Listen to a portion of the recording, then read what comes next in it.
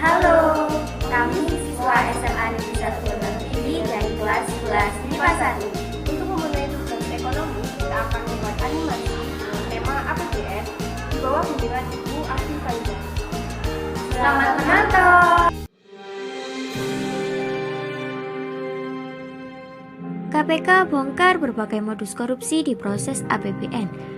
KPK kerap menangani kasus-kasus mafia anggaran, baik lewat operasi tangkap tangan atau OTT maupun penyelidikan. Modusnya juga bervariasi, mulai pembahasan anggaran hingga penggunaan barang dan jasa. Duh, udah 2023 masih banyak aja yang korupsi. Iya, apalagi yang dipakai korupsi itu uang APBN. Ngomong-ngomong, apa sih APBN itu? Nah, kalau itu saya juga tidak tahu. Coba besok tanyakan saja saat sosialisasi APBN. Wah iya, kebetulan sekali. Ya udah, aku mau pulang dulu. Sampai jumpa besok.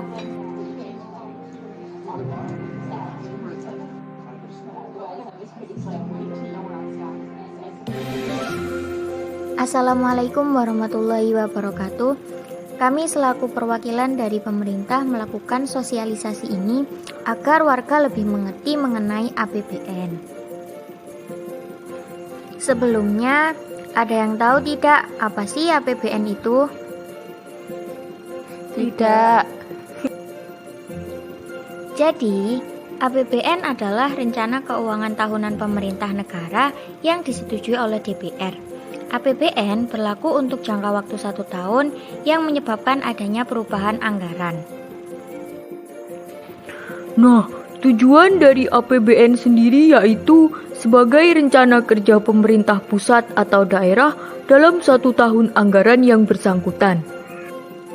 Selain itu, fungsi dari APBN yang pertama, otorisasi sebagai pedoman untuk melaksanakan pendapatan dan pengeluaran. 2. Alokasi, yaitu penerimaan yang ada dalam APBN untuk pembangunan di berbagai sektor. 3. Distribusi, yaitu APBN yang didistribusikan untuk kepentingan umum dana subsidi dan pensiun. Dan untuk sumber penerimaan APBN ada 3, antara lain penerimaan pajak, penerimaan bukan pajak, dan hibah. Selanjutnya, untuk jenis pengeluaran negara dikelompokkan menjadi 3. Pertama, belanja negara menurut organisasi, contohnya Kementerian Pertahanan, Pendidikan, dan Kebudayaan.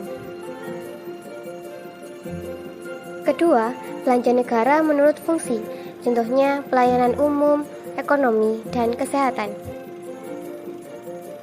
Ketiga, belanja negara menurut jenisnya ada 2 macam, yaitu belanja pemerintah pusat dan transfer daerah. Dari sini, apakah ada pertanyaan? Saya, Bu. Apakah APBN berpengaruh bagi perekonomian negara? Ya, tentu saja berpengaruh. Jadi, APBN dapat meningkatkan pertumbuhan ekonomi, menjaga kestabilan peredaran uang, mendorong investasi masyarakat, memperluas lapangan pekerjaan, dan memperlancar distribusi pendapatan. Untuk mekanisme penyusunan APBN melalui 4 tahap.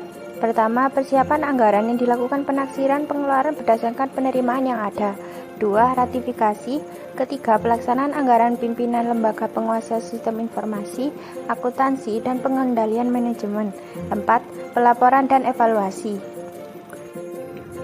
Jadi, jika Bapak Ibu menjumpai kasus korupsi, bisa langsung melapor melalui web lapor.go.id. Nah, apakah ada yang ditanyakan lagi? Tidak ada. Baik, sekian sosialisasi yang dapat kami sampaikan. Semoga dengan adanya sosialisasi ini, masyarakat lebih terbuka kepada pemerintah.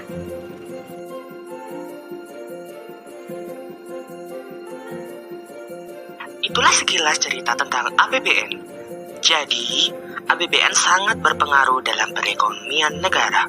APBN sendiri digunakan untuk memenuhi kebutuhan masyarakat, misalnya pembangunan infrastruktur, pendidikan, dan pelayanan kesehatan. Sekian yang dapat kami sampaikan, semoga bermanfaat.